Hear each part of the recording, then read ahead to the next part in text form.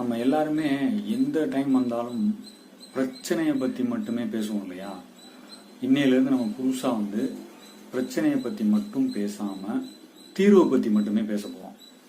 அது எப்படிங்க தீர்வை பற்றி மட்டும் பேசினா என்ன நடக்கும் அப்படின்னா, நம்ம பிரச்சனையை பற்றி சொல்கிறப்ப நம்மளை சுற்றி பிரச்சனையாக மட்டும்தான் வரும். இதே இது நீங்கள் தீர்வை பற்றி யோசிக்க ஆரம்பிச்சிட்டிங்க அப்படின்னா, அந்த பிரச்சனைக்கு உண்டான தீர்வு கிடைக்கிறதுக்கு பல பேர் உங்களுக்கு தீர்வு சொல்ல ஆரம்பிச்சிருவாங்க. இந்த விஷயங்கள் தான் நடக்க ஆரம்பிக்கும். அது எப்படி அப்படிங்கிறத பற்றி தான் சிம்பிளாக பார்க்க போகிறோம்.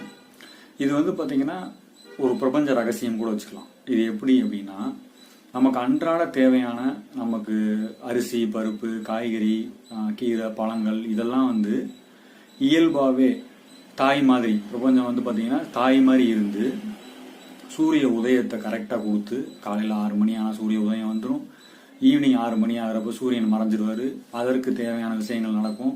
அதுக்கப்புறம்